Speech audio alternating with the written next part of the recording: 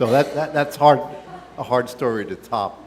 I am by profession a furniture maker, and unusual perhaps among artists, I also like to read.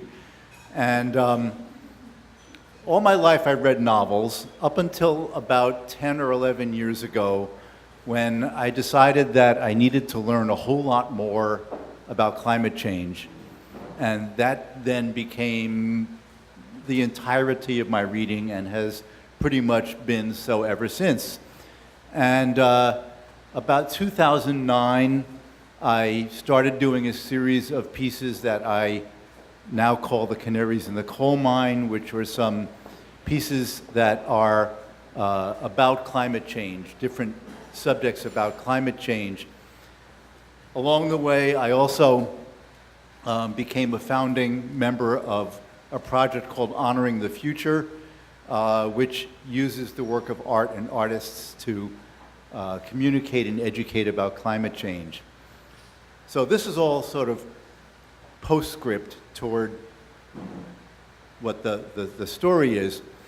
In 2011, November, there was the first Keystone Pipeline demonstration that Bill McKibben led in Washington, or called for in Washington. And his hope was that there would be 5,000 people to surround the White House, which actually means the White House and the Treasury. And they got 12,000. And it was a beautiful, warm, sunny November day, Sunday afternoon. Everybody brought warm jackets, and in fact, it was about 70 degrees, which is why we are climate activists. And much the way that last year when we went to the climate march in Washington on the 28th of April, it was 94 degrees. What could be more fitting? So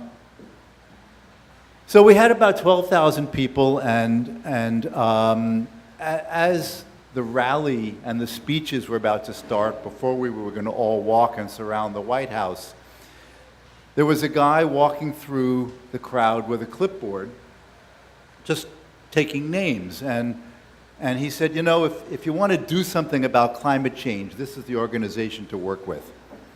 So I gave him my contact information. That was Sunday. On Monday, I got a phone call from San Diego from a man named Mark Reynolds, who was the executive director of Citizens Climate Lobby, which is the organization that this clipboard belonged to. And we spoke for about 45 minutes. The next day, I got a phone call from Marshall Saunders, who was the founder of the organization, and we also spoke for the better part of an hour. And about a week and a half later, I went on to the next introductory phone call, and then went into outreach mode. I said, this is the organization that sounds like it's going to get something done. And I reached out to every organization venue that I could think of to get people to come. And in the end of January in 2012, Mark Reynolds, our executive director, came to do a group start at Mishkan Shalom Synagogue, our synagogue, and we had 29 people. At that point, we had 45, 47, 49 chapters in the world, mostly in this country and Canada. And I went to our first conference that year, and we had 175 people.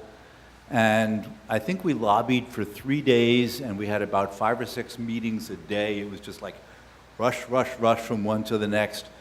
I'm going down in, I'm now the group leader. I have been ever since then. We now have well over 400 chapters. When I go to Washington to lobby, in one of my meetings will be with the staff of our dear Senator Pat Toomey. We work with both parties and rely on both parties to pass our bill. This will be my 10th time in Washington lobbying. So the moment was that moment when I put my name on the clipboard. And this story also involves Mike.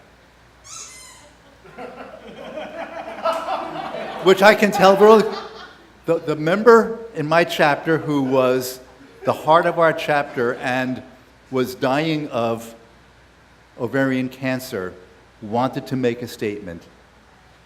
And 10 days before she died, Mike did the most amazing video, which has been shown many times, of my dear friend Jan.